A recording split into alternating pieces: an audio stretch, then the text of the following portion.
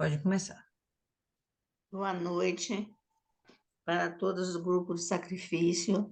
Nós vamos começar o estudo do capítulo 10 de Isaías e vamos começar com uma oração, certo? Senhor, meu Deus, Pai Todo-Poderoso, abençoa essa meditação, esse dia, que nós entendamos e compreendamos a Sua palavra e protege, Senhor, todas nós de todo e qualquer vacilo. Que nós não nos desvie nunca do caminho do Senhor, nem da sua palavra, para não acontecer conosco o que acontece nesse capítulo, certo? Eu entrego ao Senhor, ao Espírito Santo, toda essa meditação. Tudo que nós vamos falar, vamos dizer, que Ele tome a direção e que faça a reunião. Amém. Olha, posso começar a leitura? Sim, senhora. Então, vamos lá. Ai dos que decretam leis injustas, dos que escrevem leis de opressão, para negarem a justiça aos pobres, para arrebatarem o direito aos aflitos do meu povo, a fim de despojarem as viúvas e roubarem os órfãos. Certo? Aqui nós temos, não é? Que Deus não se agrada de governantes, legisladores e juízas que aplicam leis que oprimem o povo, tirando-lhes os seus direitos, não é? E isso é confirmado também em Êxodo 22. Quem quiser ir, Êxodo 22. Estou marcada aqui na Bíblia. Essa marca fugiu. Olha. Êxodo 22. Está aqui. Êxodo 22, 20.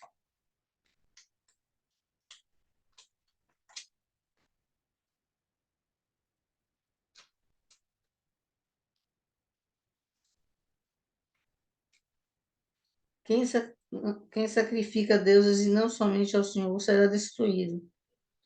Se e a nenhuma, desculpa, eu li o versículo errado. E a Acho que é nenhuma o. viúva nem órfã afligireis. Se de algum modo os afligires e eles clamarem a mim, eu lhes ouvirei o clamor. Certo? É o 22 e o 24 de Êxodo. O Senhor não se desagrada de daqueles que legislam para prejudicar os mais pobres, os mais oprimidos, não é? Ele, na sua lei, ele já colocou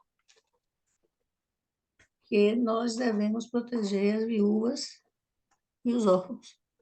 É nossa obrigação, enquanto, né, povo de Deus, não deixar que aconteçam coisas más para eles.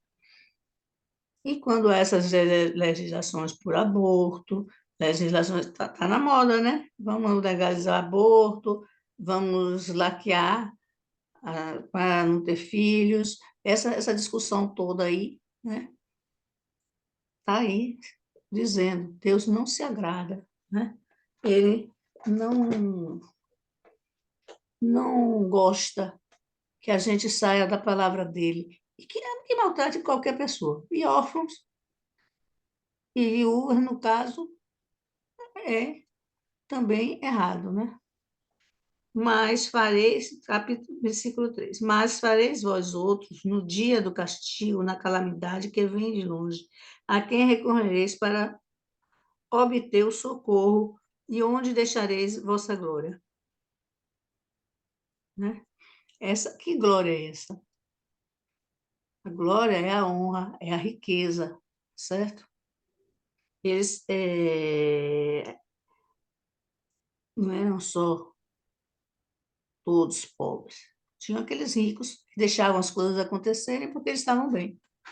Está tudo bem comigo, azar dos outros.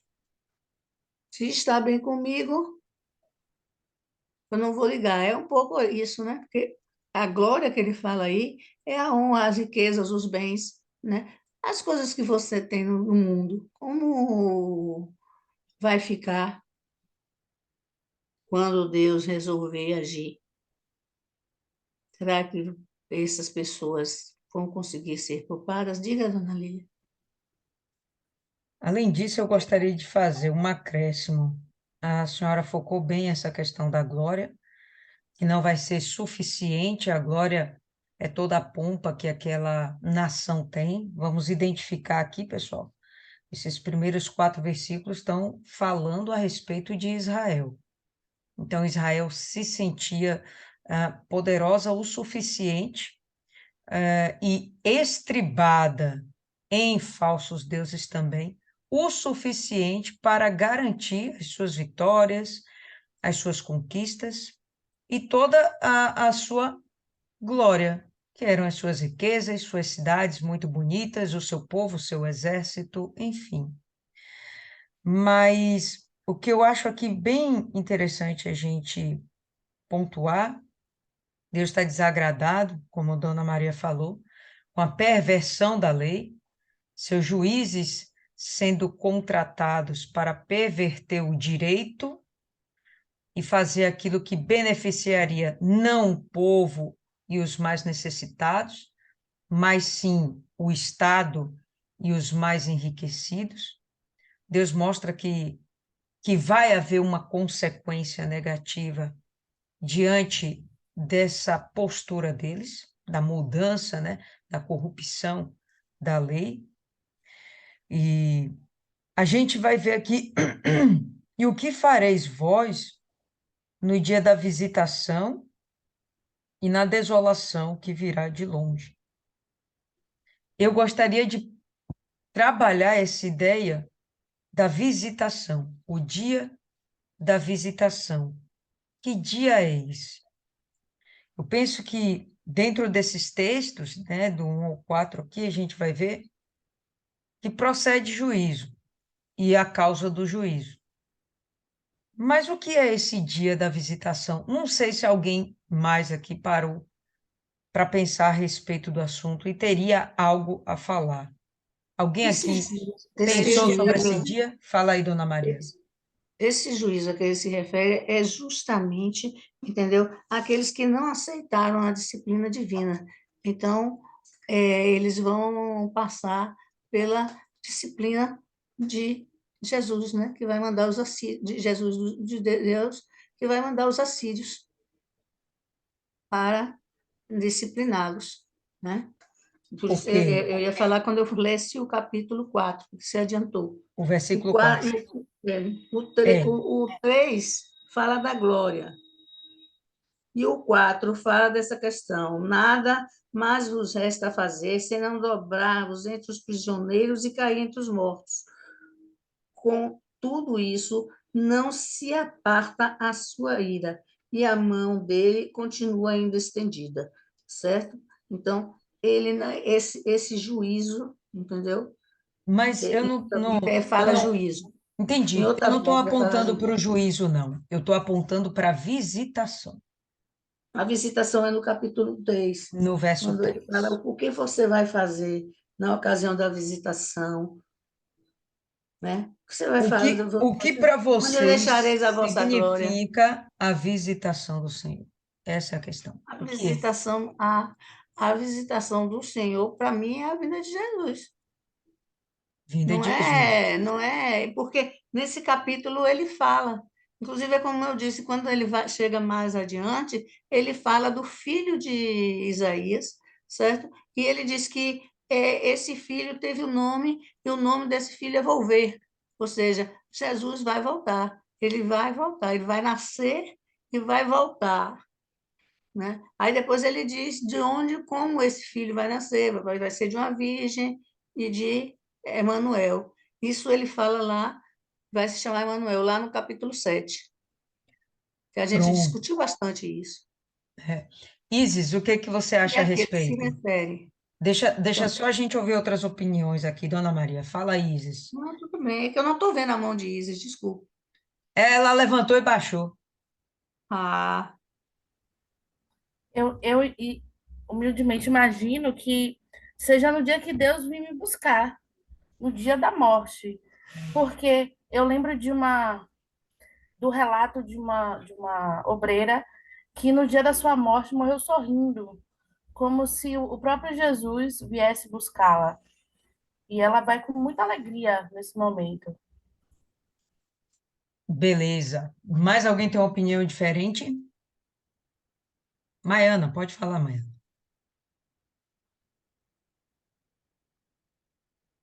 Eu concordo com elas, mas também tem o fato de que nessa época Deus ele visitava o povo, ele andava no meio desse povo e ele sempre estava vendo o que esse povo praticava.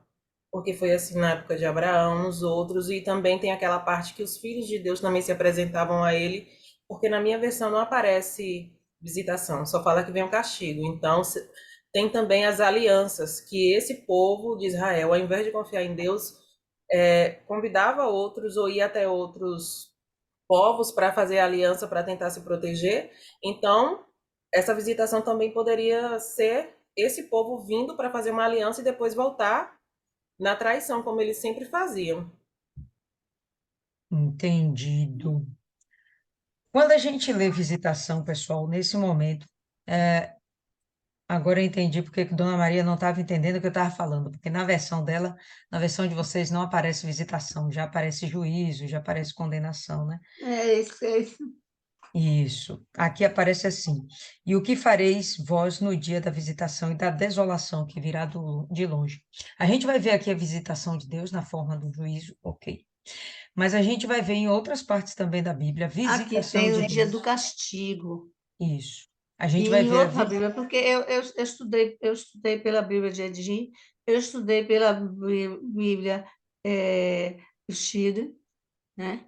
E estudei foi, basicamente foram essas duas Bíblias que eu estudei, certo? Essa daqui é uma Bíblia com letras grandes para eu ler, não tem nenhuma explicação, mas, certo? Nas certo, duas tem juízo. Só perfeito, essa daqui é que tem castigo. perfeito. O juízo e castigo vai cair no mesmo pensamento. Mas eu quero extrapolar, porque a versão que eu estou é a King James é uma versão considerada mais completa, mais fiel ao texto, a King James. E quando ele fala visitação, em outros momentos a gente vai ver isso também. Até o próprio Jesus chega lá e fala que Israel vai ser condenada porque não reconheceu o dia da visitação de Deus, que no momento era a pessoa dele mesmo, né? A visitação do Senhor Jesus. Então, em outras palavras, o que eu quero dizer? Que a visitação de Deus aponta para o seu cuidado, o seu zelo, o seu alerta, antes de vir o juízo. Ele alerta para que então venha o juízo.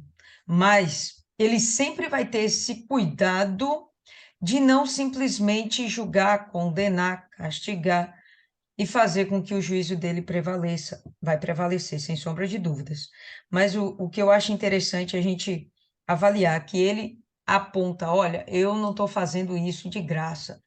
Existe um motivo e eu estou alertando a respeito disso há muito tempo. A gente tem falado sobre isso várias vezes dentro do capítulo de Isaías, dentro de toda a meditação na Bíblia, a gente vai perceber essa misericórdia de Deus abundante, quando ele sempre como a gente falou ontem, né? Ele se demora muito em irar, em ficar revoltado com aquela geração, com aquela nação. E eu vou preferir falar, inclusive, geração do que nação, porque a gente vai ver que essa nação não vai ser destruída. De que nação estamos falando? Israel. A geração vai ser destruída, mas a gente vai ver que, mais uma vez, Israel vai nascer, ter um remanescente, enfim, e vai prevalecer, e vai permanecer, e a gente sabe que Israel persiste até os dias de hoje, e assim será até a vinda do Senhor Jesus e para todo sempre. Mas ele tem esse cuidado de primeiro lhe visitar. E falo isso porque é um fato nas nossas vidas, como foi naquele momento, é um fato nos dias de hoje. A visitação do Senhor sobre as nossas vidas, não apenas como um juízo, mas como um alerta. E ele sempre tem esse cuidado de apontar para a gente um norte e dizer para a gente: por aqui está errado, para aqui está certo. Por aqui vai ser problema e vai te levar em caminhos de morte e dores, mais por aqui você vai ter alegria, felicidade e salvação. E ele sempre tem esse cuidado hoje na pessoa do Espírito Santo, que pode trabalhar multiforme. Pode ser usando o pastor, pode ser usando a própria palavra de Deus, pode ser falando dentro de você. E, de alguma forma, ele sempre vai estar nos visitando para estar nos alertando. Então, eu não queria deixar isso passar batido, mas eu entendi que não está na versão de vocês e por isso não foi sinalizado. Pode seguir aí, dona Maria. Agora é a profecia contra a Síria. Ai da Síria, cetro da minha ira, a vara em sua mão é um instrumento do meu furor. Certo? Então, Deus, ele usa a Síria para disciplinar os judeus. A vara da minha ira é exatamente os assírios, essa vara a que ele se refere. Depois, a Assíria será castigada, né? Logo no verso seguinte, ele diz: envio contra uma nação ímpia e contra o povo de minha indignação. Lhe dou ordens para que os dele roube a presa e que lhe tome os despojos e o ponha para ser pisado aos pés contra a lama das ruas. Ela assim, porém, não pensa o seu coração, não entende. Assim, antes intenta consigo mesma destruir e desarraigar não poucas nações. Porque diz, peraí, agora vamos parar aqui, porque, certo? Já estamos indo para o versículo 8, né? E a gente vê aí o que ele fala sobre as intenções da Assíria, né? E agora no 7 até o 10 vocês vão ver a soberba da Síria, né? Porque isso aqui ele está falando da Síria.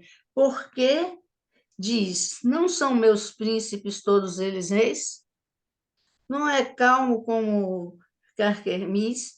Não é Ramate como Arpade e Samaria como Damasco? Essas cidades, né, são cidades que foram capitais de reinos ou cidades independentes e todas tinham suas divindades, certo? Locais, e todos foram conquistados pelos assírios entre 738 e 720. Então, ele acreditava que ele vencia os deuses. Aí ele vai incluir. Ele diz assim: o meu poder atingiu os reinos dos ídolos, ainda que as suas imagens de escultura eram melhores do que as de Jerusalém e do que as de Samaria.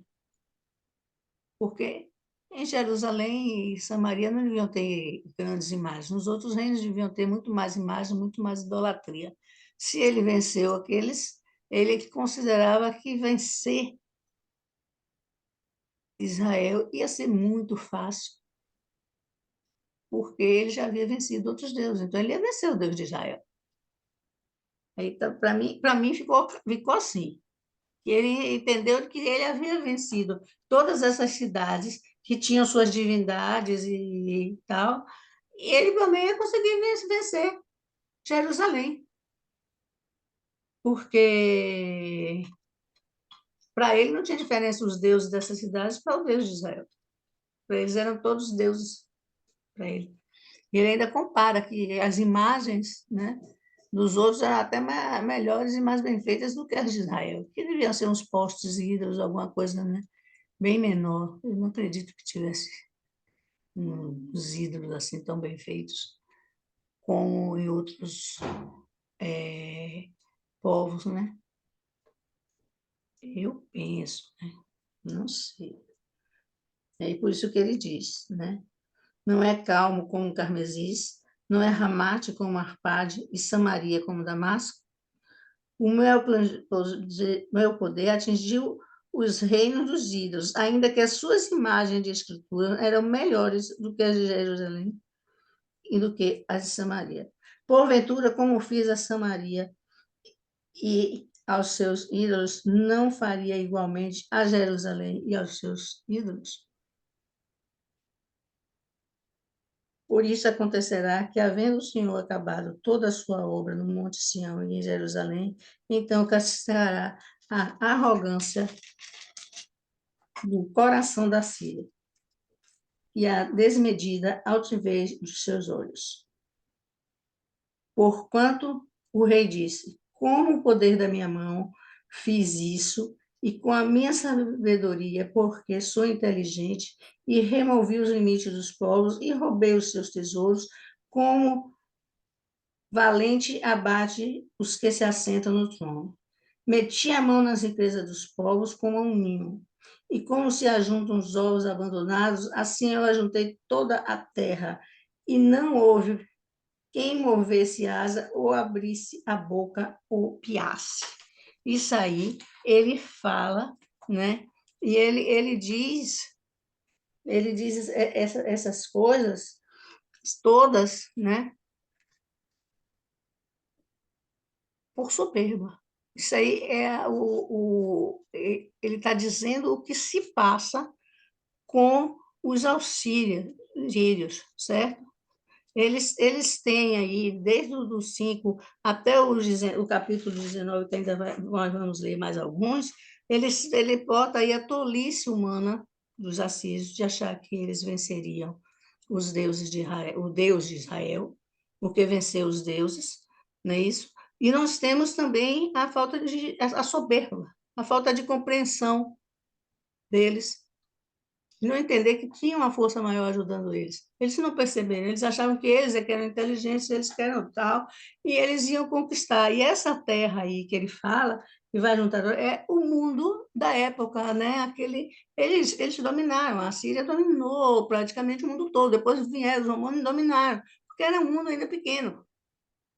No mundo eles dominavam um, eles passavam o outro e dominavam todos, né? Foi assim a Pérsia, a Síria, depois os romanos, entendeu? Isso é história, né? E aqui se comprova porque ele disse que a intenção dele era de abater todos os povos da terra, não é isso?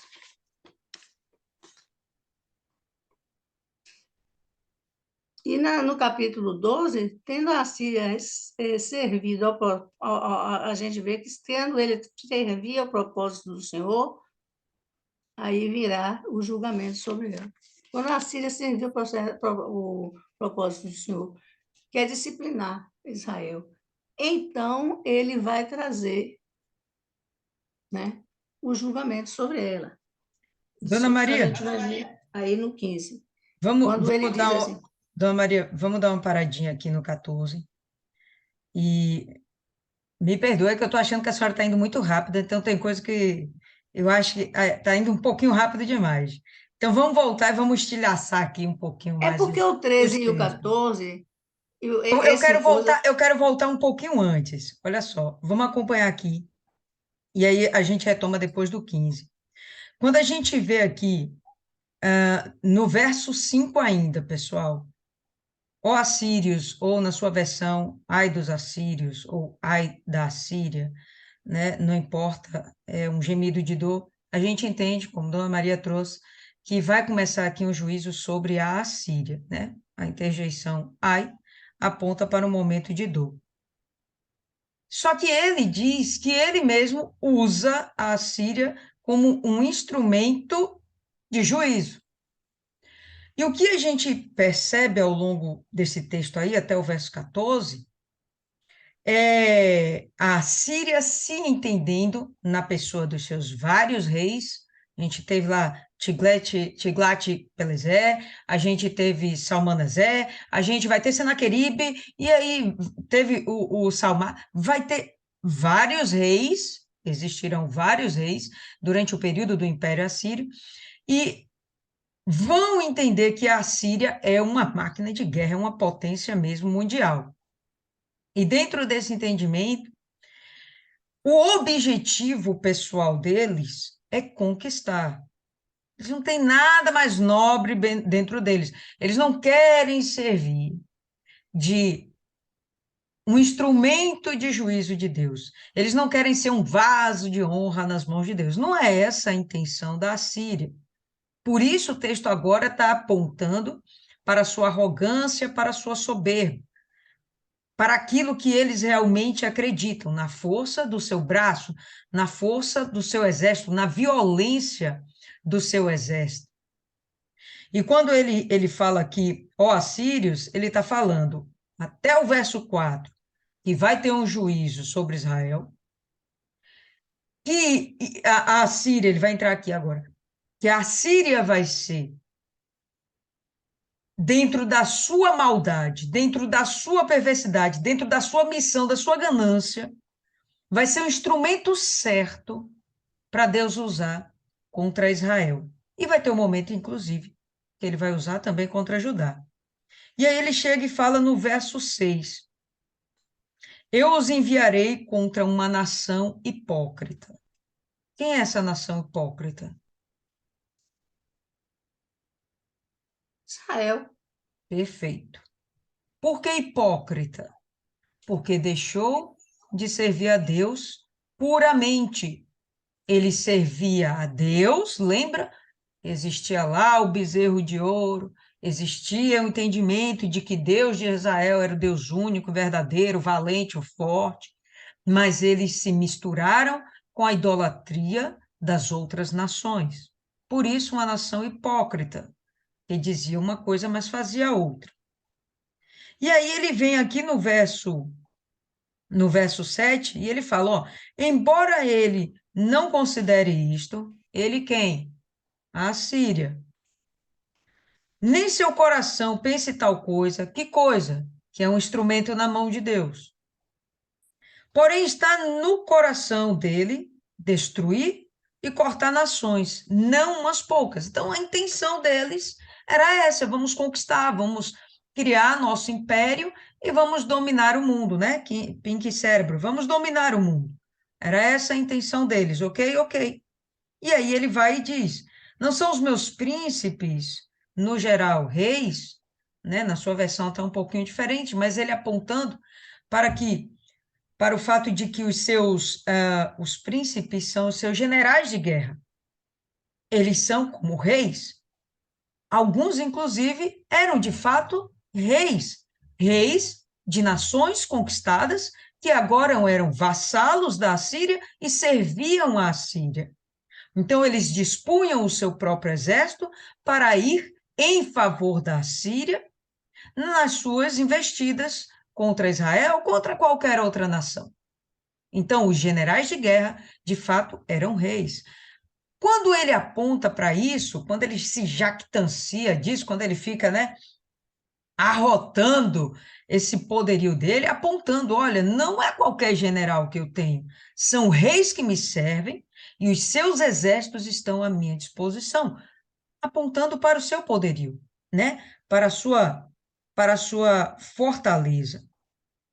E no verso 9, não é Cauno como Carquemis ou Carquemes, depender aí da sua versão, tem uma acentuação diferente. Não é Amate como Arpade, não é Samaria como Damasco. E aqui a gente vai ter aqui, pessoal, por que que ela faz, por que que o texto faz essa correlação entre esses três pares de cidades. A primeira cidade dos três pares são sempre cidades que estão mais próximas de Israel. Então, a comparação que ele faz é o seguinte: não é Cauno como Carquemes, porque Carquemes está lá distante, mas eu tomei conta de Carquemes. Cauno, que está pertinho de vocês, vai ser mais uma posição que eu vou ter, mais uma cidade que eu vou conquistar. Não é Amate como Arpade, porque Arpade eu conquistei. Amate, que está aqui pertinho de vocês, eu também vou conquistar. Não é Samaria como Damasco. Damasco eu conquistei, inclusive, o domínio da Assíria sobre Damasco foi em um momento onde Judá fez um pacto com a Síria, pagando pela sua proteção. quando a Síria e quando Israel se uniram contra Judá. Então, Judá vai buscar socorro na Assíria, vai pagar por isso um tributo muito alto, tributo alto tal que, inclusive, vai ter que despojar o próprio templo, tirar o ouro do templo, para poder pagar por essa proteção. E o que a gente vai perceber é que a Síria vai contra a Síria, tá, pessoal? Síria. A Síria, com A na frente, vai contra a Síria, com S na frente, e toma conta de Damasco, porque Damasco era uma cidade que pertencia à Síria. Vai lá e domina. Então, ele está mostrando, olha, eu conquistei já Damasco. O que é para mim conquistar Samaria? E vem a derrocada total de Israel. Então, as coisas não aconteceram num passe de mágica, foi paulatino, mas constante. A Síria foi crescendo e dominando aquilo que naquele momento eram potências também. Síria era uma potência, Israel era uma potência, e agora tudo isso está sendo reunido sob o governo e domínio da Assíria. Beleza? E aí ele vem e faz a comparação que Dona Maria já explanou aí, bem legal até. Né? Como minha mão tem alcançado, no verso 10, como a minha mão tem alcançado os reinos dos ídolos, olha só como ele entendia que as nações que ele conquistou eram nações idólatras e pagãs. Eles reconhecem que cada uma daquelas nações tem seus deuses. E como essas nações foram dominadas, a Assíria começa a achar que ela domina também aqueles deuses. Nós sabemos que não existiam deuses ali, eram falsos deuses. Eles estavam vivendo na força do próprio braço, confiando em coisas que não existiam. Mas, para a Síria, no momento que ele ia lá e conquistava a Síria, opa, ele submeteu o deus sírio. Qual era o deus sírio da época? Cobra não exige mais de mim, que agora eu não vou lembrar. Vai lá e domina Israel. Vai lá e vai dominando, vai controlando. No momento que ele domina aquelas cidades, aquelas nações, aqueles estados, então eles entendem, somos capazes de dominar aqueles deuses. Aqueles deuses nós somos capazes de submetê-los à nossa força, à nossa vontade, ao nosso querer, aos nossos objetivos. E aí vem essa comparação, né? Como minha mão tem alcançado os reinos dos ídolos, cujas as imagens esculpidas os faziam exceder as de Jerusalém e de Samaria, eram muito mais belas, muito mais bem acabadas, muito melhor trabalhadas. Não irei eu, como tenho feito para com Samaria e os ídolos dela, então fazer com Jerusalém e seus ídolos? Então ele agora está mudando o foco. Israel já foi abatido e ele está mirando o alvo dele agora para Judá. E acaba que ele realmente consegue fazer algum tipo de intervenção dentro de Judá. Ele não vai conseguir derrubar Jerusalém. Mas ele vai conseguir entrar em Judá e controlar algumas cidades, sob o domínio ainda do Ezequias, né? Finalzinho lá do reinado de Acás, início do reinado de Ezequias, a gente vai ver a Assíria apontando como inimiga dessa nação, de Judá. Mas olha só, algum tempo antes, eles eram parceiros. Judá pagava pela proteção da Assíria. A Síria se viu tão grandiosa que chegou, não vamos ser mais parceiros, quer saber? Eu vou tomar conta de Judá também, e as riquezas de Judá eu vou tomar para mim. Eles tinham por que pensar dessa forma? Claramente. Eles tinham autoridade para agir dessa forma? Claramente. Porque até aqui, a força do braço deles tinha feito eles ganharem todas as suas batalhas. O que eles não entendem, bom, é que, na verdade, essa força não vinha deles.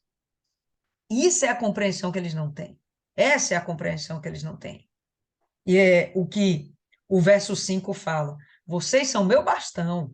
Deus fala, né? Vocês são minha vara. Não fala lá em Provérbios da vara de correção da criança que é rebelde e indisciplinada? Pois bem, aqui é a vara de correção da nação indisciplinada, da nação hipócrita. E vai servir de vara contra Judá por um tempo, mas contra Jerusalém não. Tá bom? Então, só para deixar isso aí um pouco mais esclarecido, que a senhora avançou muito rápido e aí a gente ficou um pouquinho perdido. Verso 12. É que eu entendi que ele já havia feito essa conquista aí. Isso, Que, na isso. verdade, ele estava comparando a situação dessas cidades que ele já havia conquistado, essas cidades aí. Inclusive, na minha pesquisa diz, a conquista que eles fizeram dessas cidades fez com que eles se sentissem, como você colocou, donos da situação. Então, eles acharam o seguinte, que se eu... Porque, na verdade, é a questão de que antigamente se acreditava nisso, né? As pessoas tinham, inclusive, um Deus próprio, que os adivinhos, os sacerdotes, diziam, o seu Deus é esse aqui, e ele tinha essa imagem na casa dele, e tal. Então, quando eles ganhavam ou perdiam, então, o meu Deus foi mais forte que o seu, porque eu ganhei. Era assim que eles pensavam. Então, ele Perfeito. considerava o Deus dele, a Síria, que ele considerava os deuses dele, mais forte do que todos, foi mais forte do que todos os outros, e assim mais forte também para conquistar Jerusalém, que era essa cidade que ele ainda não havia conquistado. Eu entendi assim. E no verso 12 a gente vai ter aqui o seguinte: por conseguinte, acontecerá que, quando o Senhor estiver realizando o seu trabalho por inteiro sobre o Monte Sião e sobre Jerusalém, eu punirei o fruto do arrogante coração do rei da Assíria e a glória dos seus olhares altivos. Então percebe que vai ser usada a própria Síria sobre Judá, contra Jerusalém. Tá vendo aqui? Deus chega e fala, olha, vai continuar o juízo, ainda não terminou, ainda não acabou. Mas quando eu terminar toda a minha obra, já terminei lá em Israel, já terminei minha obra em Israel. Agora eu vou terminar minha obra em Judá. Quando eu terminar toda a minha obra em Judá, aí agora eu vou cuidar da Assíria e vou fazer a minha obra com eles. O objetivo de Deus era destruir também a Síria? Não, era disciplinar. Por que que a gente tem essa consciência? Porque depois ele manda Jonas lá para converter Nínive, que era a capital da Assíria, né? E ele consegue, inclusive, converter muita gente lá. Então, não era objetivo de Deus destruir a Assíria, mas disciplinar também, né? Não é desejo de Deus sair destruindo ninguém, né? Mas sim disciplinar.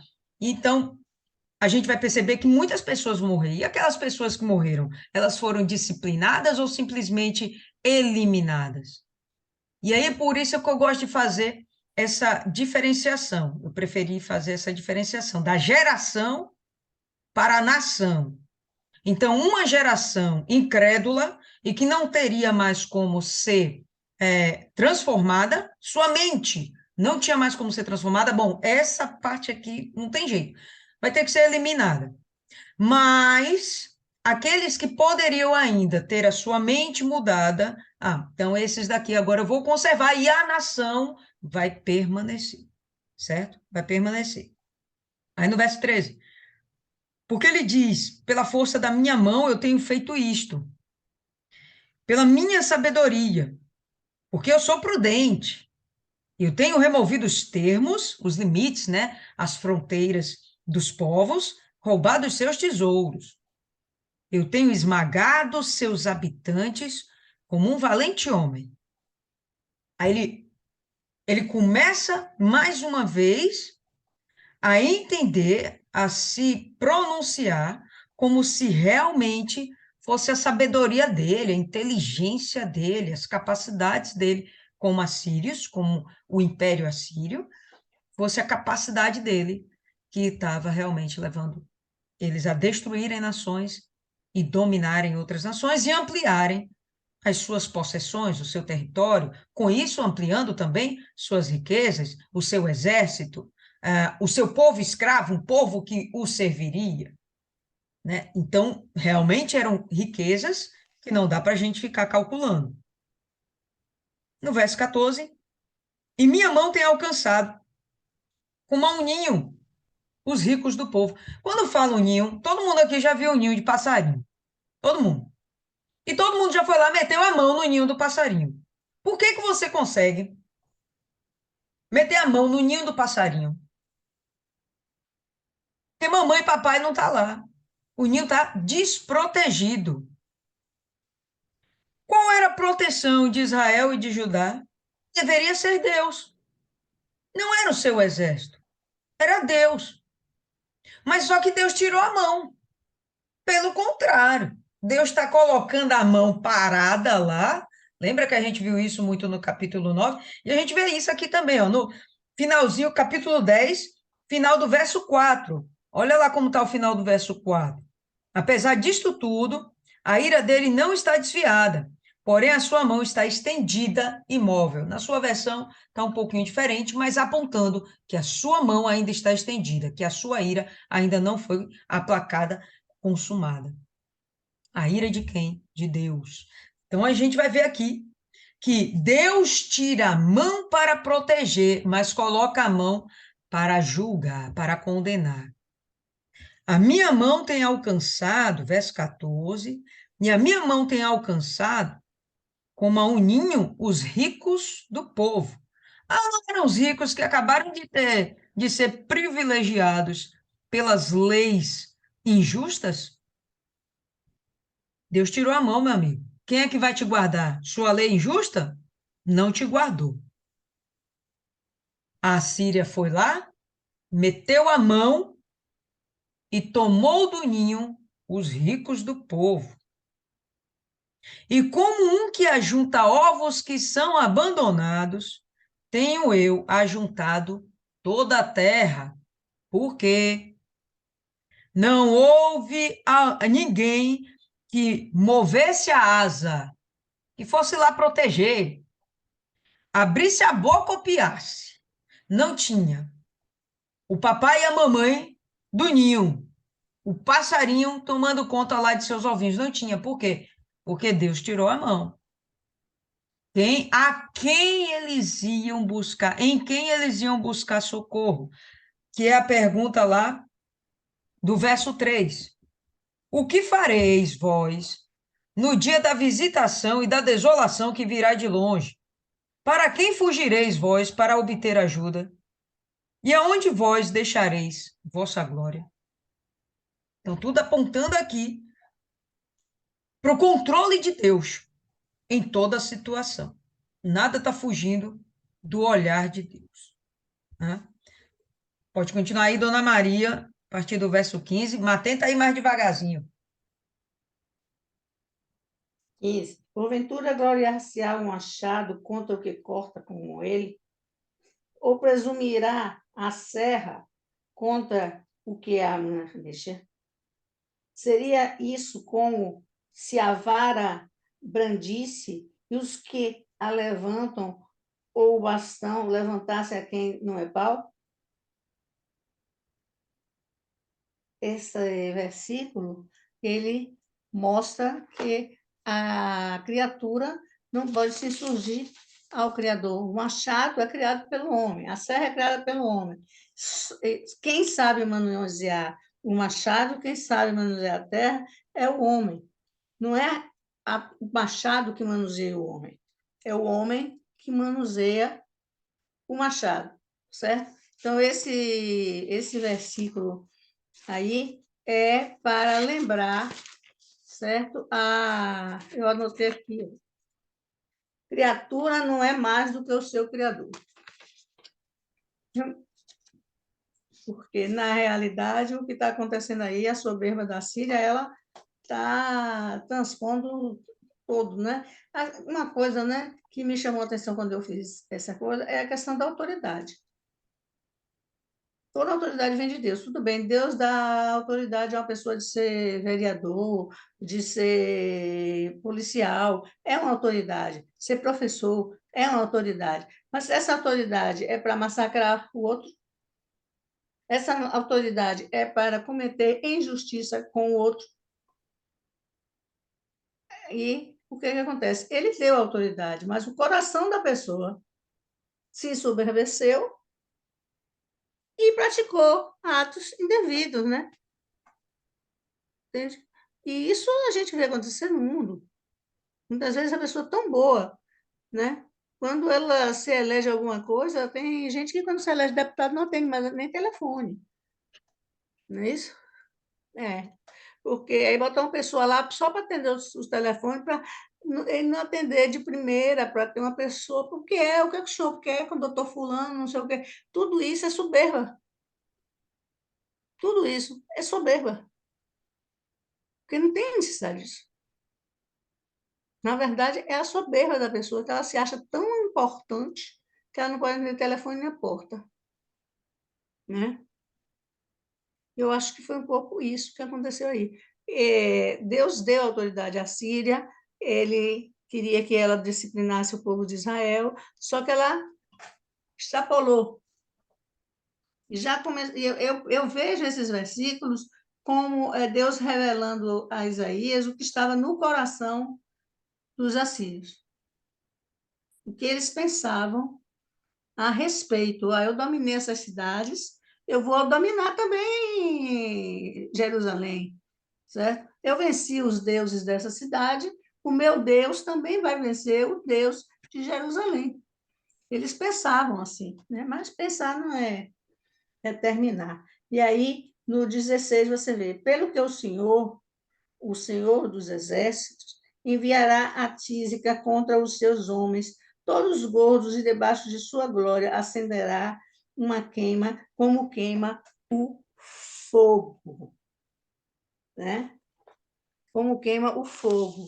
E é importante a gente saber que Deus se revela como fogo consumidor, certo? No 16 e no 17, ele diz assim, porque a luz de Israel virá a ser como fogo, e o seu santo como labareda que abrase e consuma os espinhos e os abrolhos da arcilha num só dia. Né? E a gente vê que isso é verdade quando você vai em Deuteronômio 9, 3. Em Deuteronômio 9, 3, você vê o seguinte, sabe hoje, pois que o Senhor teu Deus é que passa diante de ti, é fogo que consome, e os destruirá e os subjugará diante de ti. Assim os despostarás e depressa os fará perecer, como te prometeu o Senhor. Então, aqui o Senhor ele é descrito como fogo, fogo consumidor, e como luz inspiradora para os fiéis, ele está no Salmo 27. Salmo 27, 1. Salmo 27, 1, você vê aqui, o Senhor é a minha luz e a minha salvação. De quem terei medo? O Senhor é a fortaleza de minha vida, a quem temerei? Ou seja, o Senhor é aquele que ilumina nossos passos, nos dá a direção, né? Mas ele também vem como fogo, dando castigo, como é o caso aí que ele vai fazer com a Síria, né? E aí, do 18, também consumirá a glória da sua floresta e do seu campo fértil, desde a alma até o corpo, e será como quando um doente se definha. O resto das árvores de sua floresta será tão pouco que um menino saberá escrever o número delas.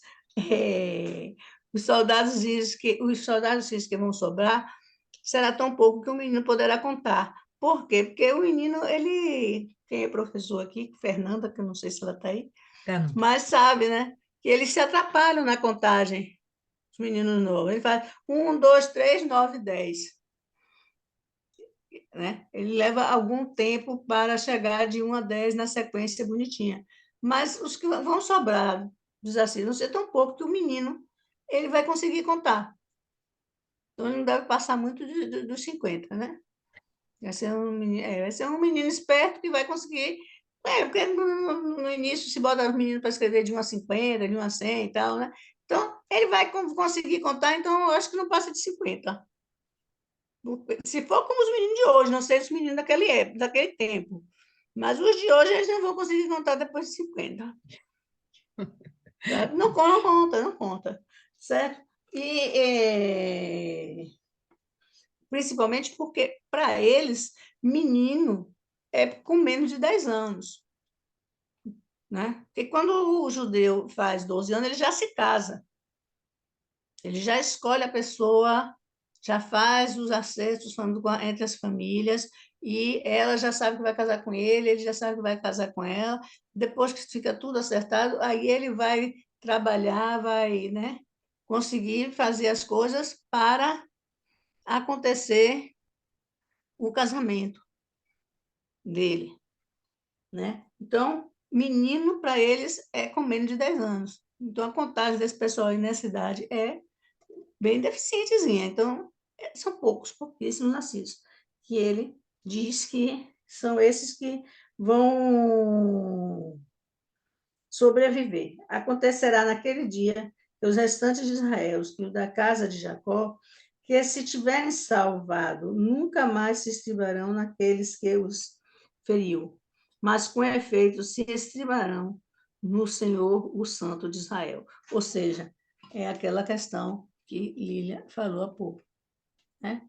Eles pagavam para ter proteção, eles ficaram confiando na política, né? Na diplomacia. Tá, você não lhe deu tanto, você não invade nem deixa ninguém invadir minha terra, meu país, não sei o quê, entendeu? Eles não se voltavam para o Senhor, eles se voltavam para ver as possibilidades reais do mundo. Eles não pediam a Deus proteção. E aí, está bem claro isso, né? Que eu acho que é o que Deus espera. Né? Talvez não seja até o que aconteça, mas o que Deus espera é que depois dessa disciplina, Israel se volte para ele e continue, né? No 21, os restantes se converterão ao Deus forte, sim, os restantes de Jacó, porque ainda que o teu povo, ó Israel, seja como a areia do mar, o restante se converterá, destruição será determinada, transbordante de justiça. Porque a destruição, e essa é determinada o Senhor dos Exércitos, a executará no meio de toda essa terra. Certo? E entenda-se que essa terra é o mundo, né, da época. A terra, o mundo da época. O restante de Israel só sobrou Judá depois do cativeiro, em 732. O resto que foi levado cativo para a Babilônia em 1597. Desses capítulos, cativos, sobreviveram os que quiseram restaurar Jerusalém em 518. Dos que voltaram, sobraram apenas os macabeus. Esses macabeus eu não sei o que é não, viu, Lília? É você que me diz. E os seus seguidores em 331. Finalmente, os que se converterão a Jesus, isto é, já previsto no nome do filho de Isaías, no capítulo 7, desse coisa 3. Aqui no capítulo 7 3. Ele disse o Senhor a Isaías: agora sai tu com teu filho, que se chama um resto vovoerá, ao encontro de Acaz, que está na outra extremidade. Eu estou com dificuldade vou ver do arqueduto do açude superior, junto ao caminho do campo do lavadeiro. A gente, inclusive, quando leu o capítulo 7, a gente comentou isso sobre esse filho dele, né? O nome do filho dele, eu entendi assim, o nome do filho dele, que significa vou ver, certo? Esse nome é Ebichel Yashua, que significa vou ver, ele vai voltar, certo? É já prevendo a volta de Jesus. Porque o nascimento de Jesus, ele prevê nesse mesmo capítulo 7. Se lembram que a gente... Está lembrada, que a gente... Sim, senhora. Ficou querendo saber se era o filho dele que se chamava Emanuel ou se era Jesus que eles estavam... Hoje você falou que o Emanuel é Deus conosco, não é bem o nome, é Deus conosco, então seria Jesus. Mas é Jesus, exato. Exato. Então, isso aí já é, entendeu? Ele dizendo, né,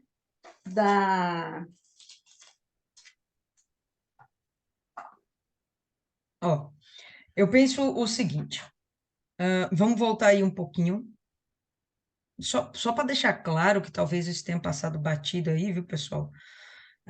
Quando o texto do verso 17 até o verso 19 fala de uma floresta, fala de arbustos, de espinhos, ele está falando do exército, realmente, da Síria, tá?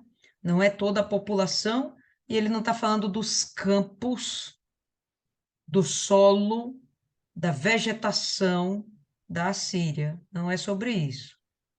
Ele está falando daqueles que eram poderosos, perversos, cruéis.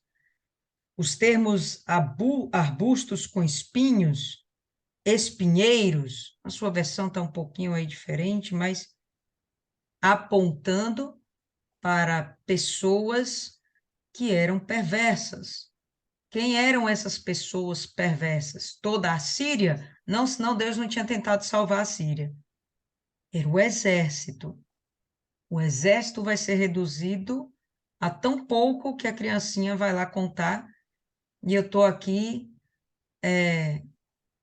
como é que fala, estupefata, porque Dona Maria disse que uma criança hoje de 10 anos não sabe contar até 100. Estou preocupada, estou preocupada. Não conta, não. Você já está falando, eu não duvido não, mas eu fico preocupada. 10 anos ele tá na terceira série, Lília. Ele está começando a aprender a escrever os números, a Mas contar. isso, Ele conta de 1 a 10, e também depende da família, porque tem mãe que ensina o menino a contar, conta até 10, conta até 20, depende também da questão cultural onde ele está inserido, certo? Meu pai me ensinou a contar, e é de 7 a ler, eu aprendi a ler e a escrever com 4 anos de idade, certo? E sabia os números, escrever os números, tudo isso porque meu pai e minha mãe me ensinaram. Mas isso aí é minha história. A história de outras pessoas, os pais não ensinaram. Elas foram aprender na escola.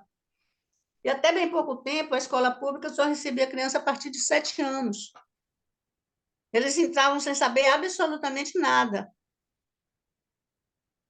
Se eles sabiam contar, era de forma oral, 1, 2, 3, 4, 5, mas não sabia escrever o número, não sabia escrever a palavra, entende? Toda essa parte do letramento, ela acontecia dos 7 anos em diante. Agora nós já temos escolas de educação infantil pública que já fazem um trabalho, e quando o menino chega na primeira série, ele já está quase alfabetizado. Muitos vêm sem alfabetização. Aliás, a minha turma de regularização do fluxo são turma de meninos de 15 anos que ainda não sabem ler. Ele escreve o nome dele. Não ria não, Maiana, que o negócio é sério. É grave. Eles escrevem o nome dele que nem para você ler, você tem que fazer o curso de hieroglífico lá daquele da, da pedrinha de champanhe. E aí que tinha, né, o escrito em grego e em egípcio, que o cara aí conseguiu decifrar os hieroglíficos egípcios e que conseguiu ler os textos egípcios. É mais ou menos esse curso que você tem que fazer para decifrar aquele negócio que ele escreve, Ah, lá, sabe? vamos voltar ao texto, vamos voltar ao texto, senão a gente se perde, o tempo é curto. Mas, enfim, vai ser muito pouco o que vai sobrar de um exército potente dentro da Síria.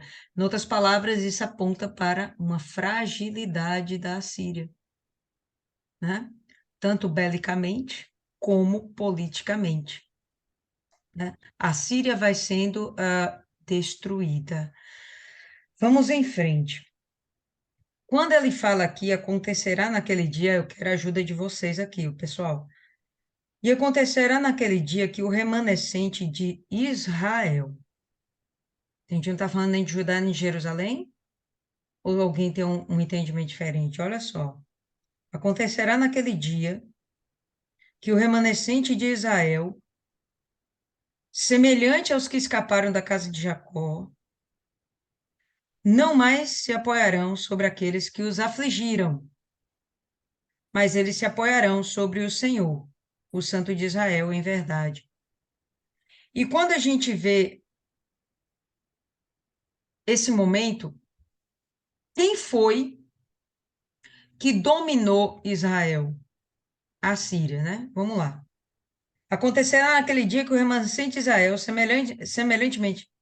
semelhante aos que escaparam da casa de Israel, não se apoiarão sobre aqueles que os afligiram. Quem afligiu Israel? A Síria. O que a gente acabou de ler? Que o exército foi reduzido a quase nada e que eles perderam seu vigor e sua influência dentro das suas terras conquistadas. Qual terra eles conquistaram? Israel. De modo que vai haver dentro de Israel, Israel, não é Judá, não é Jerusalém. Vai haver dentro de Israel um remanescente, um resto de povo que não vai estar sofrendo mais uma influência tão grande do povo assírio, não vai estar mais sofrendo essa dominância. Vão reconhecer que o Deus de Israel é o Deus verdadeiro e vão se voltar para Deus. Eu acho muito lindo como eles vão se voltar para Deus. Está escrito aqui que eles se apoiarão sobre o Senhor, o Santo de Israel, em verdade.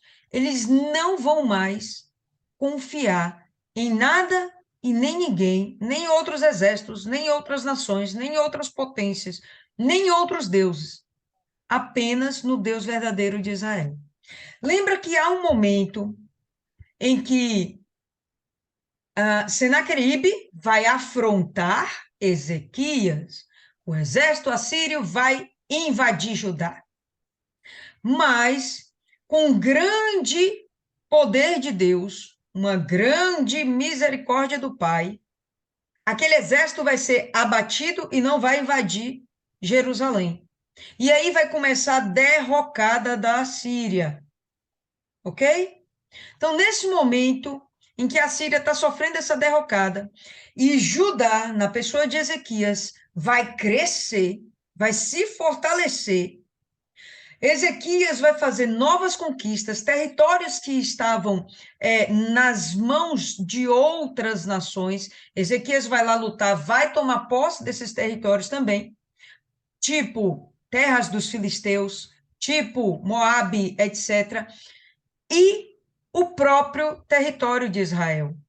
Então, parte dessa nação de Israel, que foi afligida pela Síria, a Síria perde seu poder, Judá cresce e vai abraçar Israel. Pelo menos a galera ali fronteiriça, aquele povo que está nas proximidades de Judá. Então, eu entendo que esse remanescente de Israel são essas pessoas que vão se voltar para Deus. Essas pessoas volverão, retornarão para adorar o Deus vivo. E eles sim vão se submeter ao reino de Ezequias e eles vão voltar a adorar em Jerusalém. Lembra que, com a divisão dos territórios Israel e Judá, as 10 tribos do norte e Judá, a adoração em Jerusalém é impedida por Jeroboão, o rei de Israel. Vai impedir que aquela nação, que Israel, venha congregar em Jerusalém. Aí começa a derrocada de Israel. Começou lá atrás. A gente está vendo o final agora. Começou há muito tempo, lá em 1 Reis, né? Lá no finalzinho do reinado de Davi. Então aí a gente vai perceber que esse povinho que permaneceu são, vou falar grosso modo, samaritanos. Quando a gente vai ver lá os samaritanos, eles são um povo inimigo dos judeus, mas eles não são um povo inimigo de Deus. Por quê? Porque os samaritanos adoravam a Deus. Agora a gente vai ter aqui um povo, esses samaritanos, esse povo de Samaria, que vai retornar para a adoração verdadeira a Deus. Depois vai ter mistura de outros povos, os samaritanos também serão considerados um povo impuro por parte dos judeus, por estarem misturados a outros povos. Isso para os judeus era uma abominação. Mas não significa que eles deixaram de adorar o Deus verdadeiro. Naquela conversa lá de Jesus com a samaritana, lá no poço de Jacó, ele fala justamente, ele tem uma discussão com ela, um diálogo com ela, onde ela fala, onde é o lugar onde a gente deve adorar a Deus? Eles entendem que o Deus verdadeiro é o Deus de Israel. Esse é o momento, a gente está vendo aqui em Isaías agora, o momento onde esse povo vai decidir abandonar os ídolos, vai deixar de confiar na força das outras nações, vão se submeter ao jugo de Judá e vão novamente se submeter à lei de Deus. Certo? Verso 21. O remanescente retornará, o remanescente de Jacó, para o poderoso de Deus. Como é que está aqui? 21. Deixa eu ler aqui. Na outra versão. 21. Os restantes se converterão e os restantes de Jacó ao Deus forte. Sua versão deve estar assim. Então, essas pessoas vão se converter. Esse aqui é o resto volverá. Eu não entendo como sendo eu. Jesus que vai voltar. Não entendo. Eu entendo como sendo esse povo aqui que voltou-se para Deus. Porque, de fato, o nome dos filhos de Isaías são profecias. E a gente está vendo aqui o cumprimento dessa profecia. Lília, eu posso entender como sendo no futuro? Gente, eu acho que pode, até aqui pode, mas para mim não faz muito sentido. Para mim, não é Jesus que volverá. No futuro, pós-arrebatamento, depois depois da grande tribulação. Sei, poderia ser, poderia, o texto não parece, para mim, ele não me parece apontar para isso, esse texto me aponta para, de fato, pessoas que decidiram abandonar a sua vida errada e passaram a seguir a Deus. Jesus não vai abandonar uma vida errada, porque ele não teve uma vida errada. Então, essas pessoas aqui, estamos falando de conversão. Não estamos falando da pessoa simplesmente voltar. Estamos falando de pessoas se convertendo. Né? O texto está apontando para pessoas se convertendo. Né? Os restantes se converterão, os restantes de Jacó, ao Deus forte. Pô, isso aqui é lindo. Entendeu? Nessa versão aqui fica até mais bonito, realmente, o verso 20. Naquele dia, os restantes de Israel e os que tiverem escapado da descendência de Jacó nunca mais confiarão sobre aquele que os feriu. Não vai confiar mais em nações falsas, em poderes políticos, mas confiarão fielmente no Senhor, o Santo de Israel. Então é conversão, pessoal. Eu não entendo isso aqui como apontando para o Senhor Jesus. Não entendo, tá? Mas vamos lá. Porquanto, embora teu povo Israel seja como a areia do mar, contudo, um remanescente deles retornará, um remanescente deles volverá. Israel era muito grande. Ah, beleza, mas só um pouquinho que se converteu. Ou, mas pelo menos um pouquinho se converteu. Na minha Bíblia, ele coloca, inclusive, as datas, né? Ele diz que ele fala toda a questão, né? Porque o que a gente sabe é que a Assíria, ela pegava e ela dominava o lugar, dominava o exército, botava um exército dela ali, né? Para controlar a situação, e fazia do rei o seu administrador, ou colocava no poder um general dele, para administrar aquela cidade. Mas a Babilônia, ela já veio e já levou os cativos para a Babilônia. E aqui no meu comentário, eu tenho assim, Judá, depois dos restantes de Israel, só sobrou Judá depois do cativeiro 722 a.C. O que restou foi levado cativo para a Babilônia, em 1597. Desses cativos, sobraram os que quiseram restaurar Israel, 518 a.C. Dos quem voltaram, sobraram apenas os maquibeus e seus seguidores, 331 a.C. Finalmente, os que já se converteram a Jesus. Isto já foi previsto no nome de Isaías. Volver, ou seja, haverá um momento em que, né, eles vão voltar para Jerusalém, reconstruir Jerusalém e também futuramente se voltar para Jesus, reconhecendo-o como Messias, que eles não fizeram quando deviam. Eu entendo assim. E aqui no finalzinho do 22, ele fala assim, né? Uma destruição está determinada, transbordando de justiça. Então, por mais que a gente veja essa bagunça toda, né? Essa perversidade que está acontecendo, esse juízo tão grande que está acontecendo com Israel, a gente vai ver o texto dizendo que isso é justiça. Inclusive, né, o próximo versículo, que é o 24, ele diz para os israelitas não temerem, porque isso é semelhante ao Egito, certo? Olha, pelo que assim diz o Senhor dos exércitos, povo meu, que habitas em Sião, não temas a Síria, quando te ferir com a vara e contra ti levantar o seu bastão, à maneira dos egípcios, porque daqui bem pouco se cumprirá a minha indignação, a minha ira para consumir, certo? E ele coloca aqui, né, no 24, assim como Deus libertou os israelitas do Egito com 10 pragas, o mesmo é considerado, vai acontecer com os assírios, e o remanescente de Israel será libertado. Certo? Não seria necessariamente com pragas, né, pessoal? É só mostrando que seria através da mão forte do Senhor.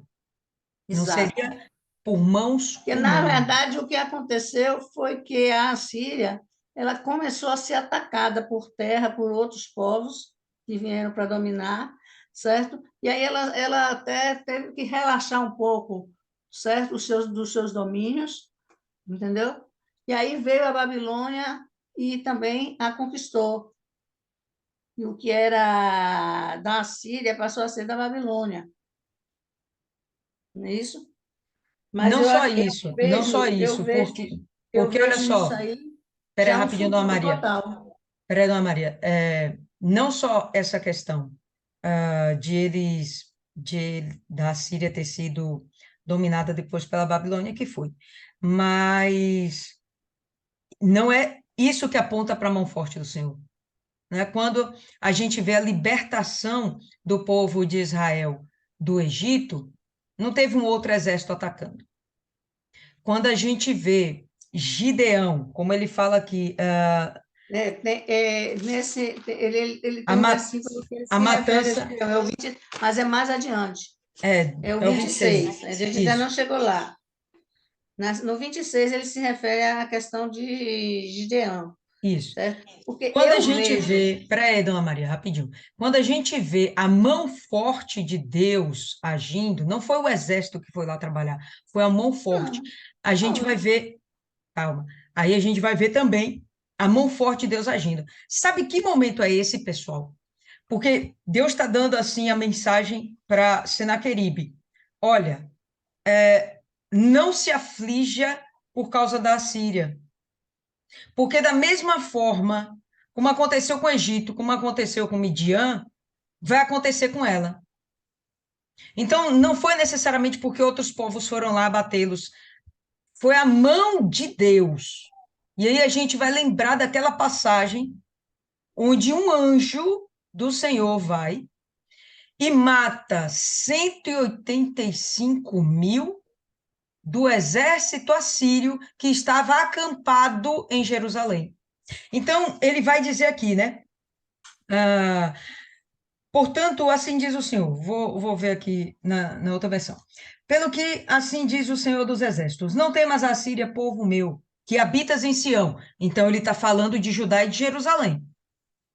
Não é mais Israel. Aqui é Jerusalém. Não temas a Síria, povo meu, que habitas em Sião. Quando ela te ferir com a vara e contra ti levantar o teu bordão, a maneira dos egípcios, ela vai se levantar e vai afligir. A Síria vai se levantar contra Judá e vai afligir. E sim, isso aconteceu. Justamente no período ainda de Senaqueribe. E eles tomaram posse de algumas cidades. Quando eles intentam invadir Jerusalém, eles têm aquele cerco em Jerusalém que não prospera. Por quê? Porque vem o anjo de Deus, a providência, a mão forte, o braço forte do Senhor, e abate o inimigo. Então, por isso ele faz essa comparação com o Egito, foi a mão forte de Deus, né? Israel não precisou lutar. E com Midian, foi a mão forte de Deus também, que colocou o exército lá para o exército inimigo para lutar entre si. Mas o exército de Deus não precisou. Depois que eles fugiram, que eles foram lá e perseguiram. Mas em si eles não precisaram fazer nada para que aquele povo fugisse. A não ser tocar a trombeta, quebrar os cântaros com as tochas lá acesas. Mas eles não precisaram realmente se dispor para a guerra, entende? Acontece depois que o exército inimigo foge, aí eles vão lá e perseguem. Então, quando ele fala isso aqui, não temas, ele está dizendo que ele está protegendo Jerusalém, a cidade queridinha do Pai. Ele está guardando Jerusalém. Com o exército de Judá, não. Com a mão forte do Senhor. Certo? Pode continuar aí, dona Maria. Pois é, porque daqui a bem pouco tempo se cumprirá a minha indignação e a minha ira para consumir. Porque o Senhor dos Exércitos suscitará contra ela um flagelo, como a matança de Midian, junto à penha de Horebe. E a sua vara estará sobre o mar, e ele se levantará, como fez no Egito. Acontecerá naquele dia que o peso será tirado do teu ombro, e o seu jugo do teu pescoço, jugo que será despedaçado por causa da gordura, certo? Ou seja, eu achei essa gordura aí como questão por causa da soberba, né, da Assíria. Então, esse jugo seria quebrado, né? Esse por causa da gordura, para mim, não ficou muito claro. Não sei em outra versão como é que vocês têm. Mas a minha está assim, despedaçado por causa da gordura, né? Não, Então, não, não, não faz é o sentido. Para mim, 27. o 27, aqui na King James aparece por causa da unção. Mas não faz muito sentido que isso aqui tem a ver com a Síria. Isso aqui parece ter a ver com Judá, né? Olha lá, acontecerá, Vou ver aqui na versão. Ele aí agora já diz o que vai acontecer É, ao povo judeu. mas Ele, é isso. ele lembra a matança de Midian, ele lembra que o que aconteceu em Midian, que foi a intervenção de Deus e a libertação do povo hebreu, agora vai acontecer de novo uma intervenção de Deus e a libertação do cativeiro. E aí ele já dá orientações. Aconteceu que o peso será tirado do teu ombro, o seu jugo do teu pescoço, o jugo que será despedaçado por causa da gordura. Talvez a tradução tenha traduzido unção por gordura, né? E aí o Justamente. Senhor vai ungir o povo de Israel mais uma vez. E a Síria vem de Aiate, passa por Migron e em Miquinás larga a sua bagagem. Passo de Tiradeiro, a loja sem Gebá, Jarramá treme, Gibeá de Saul foge. Ergue um estridulo a voz, ó filha de Galim. Ouve, ó Laís, ó pobre Anatônio. Madenema, se dispersa moradores de jardim. Fogem para salvar-se. Nesse mesmo dia, a Síria passará em Nobe, agitará o punho ao monte da filha de Sião, o outeiro de Jerusalém. Mas eis que o Senhor dos exércitos, cortará os ramos com violência, e as árvores do alto porte serão derribadas, e as altivas serão abatidas. Essas árvores eu acho que é também como Lília falou, são o exército, né?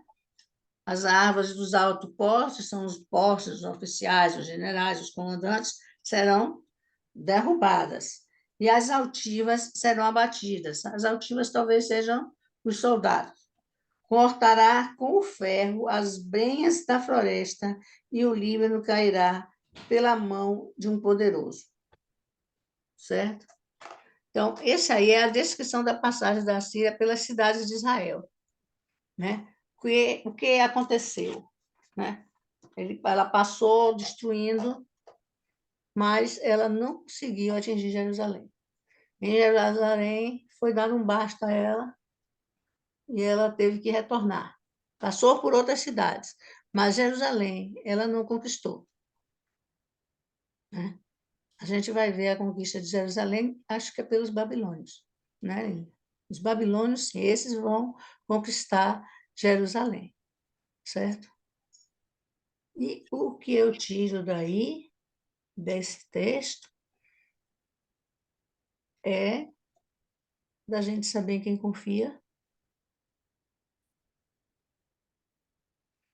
Na verdade, não acreditar, fulano vai me ajudar e de repente fulano não ajuda, atrapalha mais do que ajuda, sabe? Em vez de procurar ajuda com Deus, pedir a Deus, oh meu Deus, me ajude aqui para solucionar esse problema, aí vai falar com um amigo, com o pai, com o avô, com o tio e não resolve, sabe? Não resolve.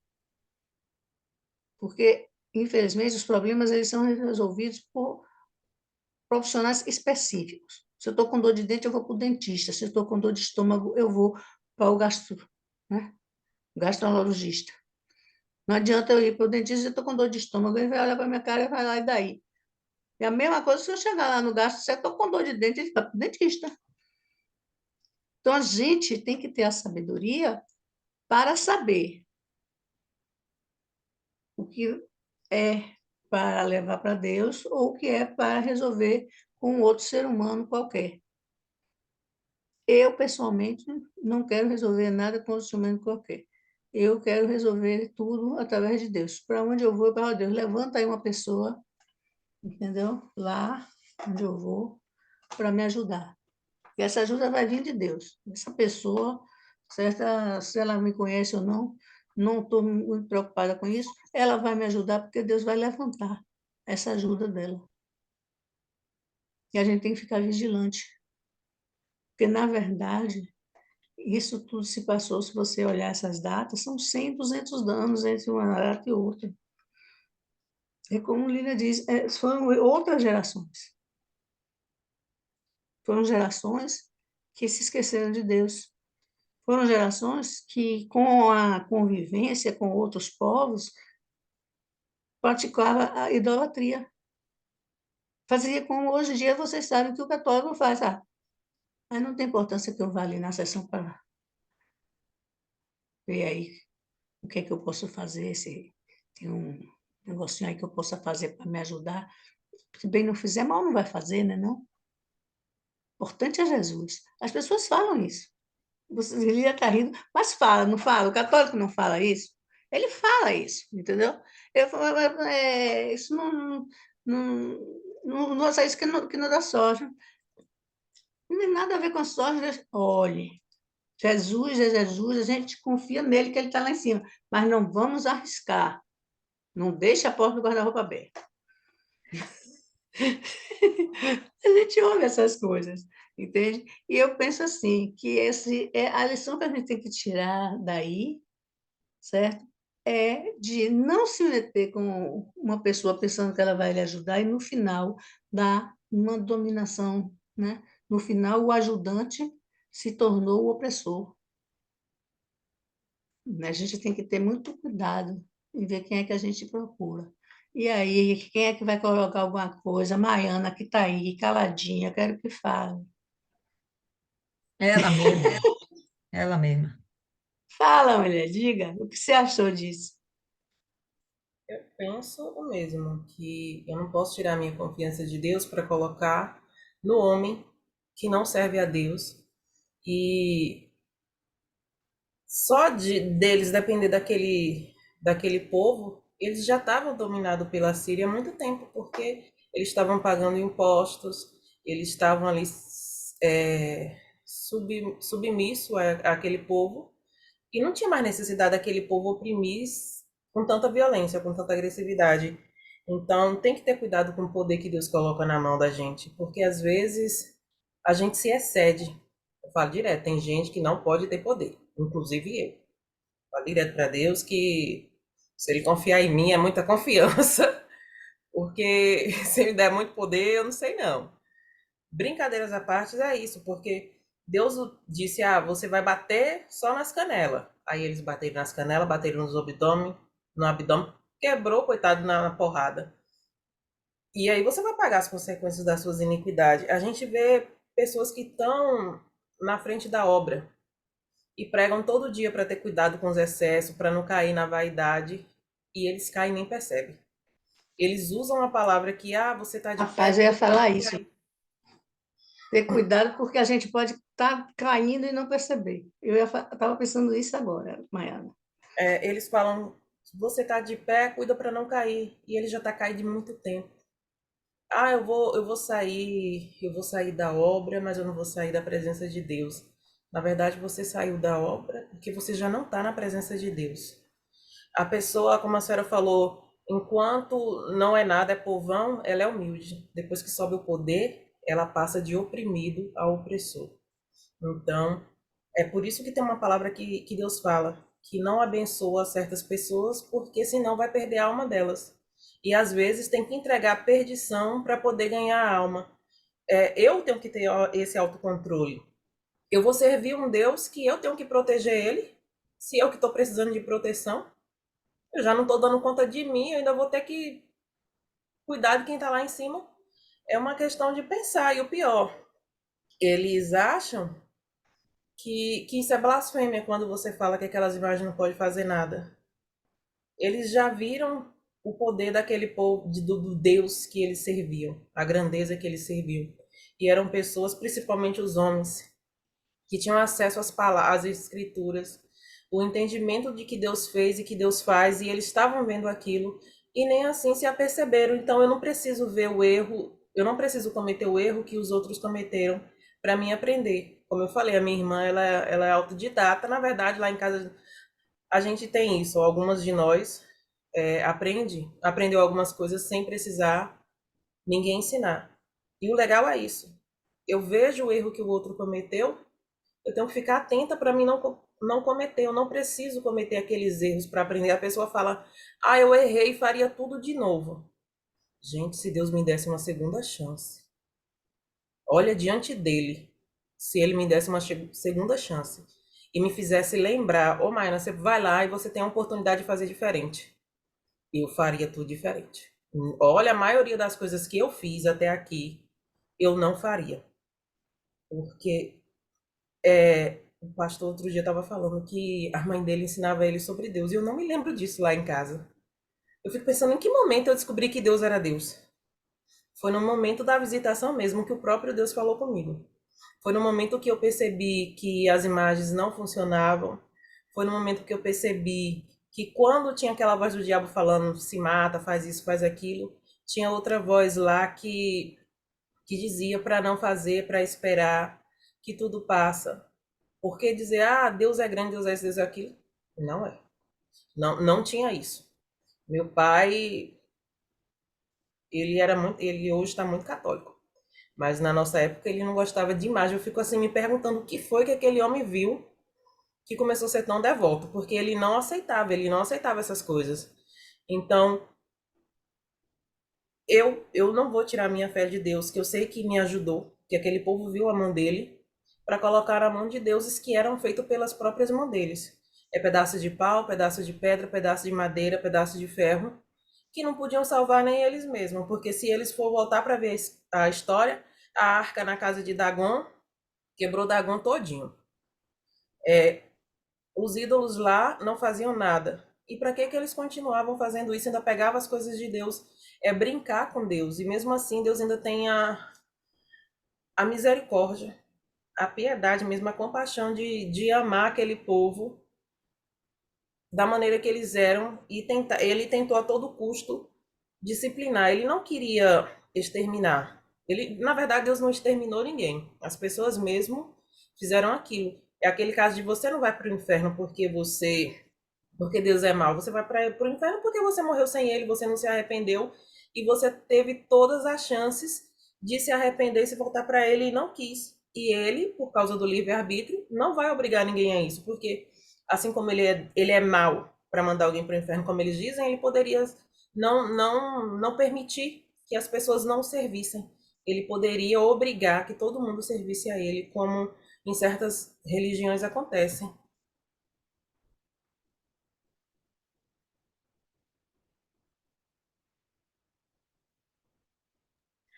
Beleza, pessoal. O tempo nosso já excedeu.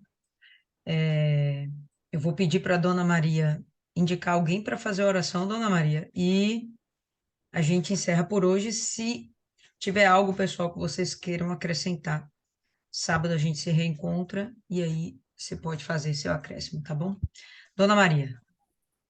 É, desculpa aí qualquer falha minha e bora botar a Isis aí para fazer a oração final. Isis. Senhor Deus, meu Pai, Pai misericordioso, bondoso, obrigada, Senhor. Obrigada, meu Deus, por mais essa oportunidade de ouvir da Tua palavra, Senhor, de ouvir da Sua exortação, Senhor. Que a todo momento nós nunca esquecemos de que tudo que temos, tudo que somos em Ti. Nós não Não estamos deixa, Senhor, ouvindo que a isso. sua... Estão me ouvindo, não? Agora estamos.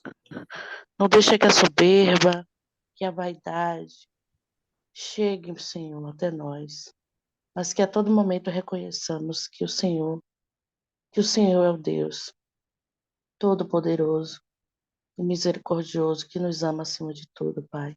Abençoa a vida de cada uma das minhas irmãs na fé. Abençoa a semana delas, a casa delas, os familiares delas. Que essa seja uma semana abençoada. Uma semana que passamos a sentir verdadeiramente a Tua presença em cada momento das nossas vidas. É isso, meu Pai, que te pedimos e te agradecemos já com a certeza da vitória. Amém, Jesus.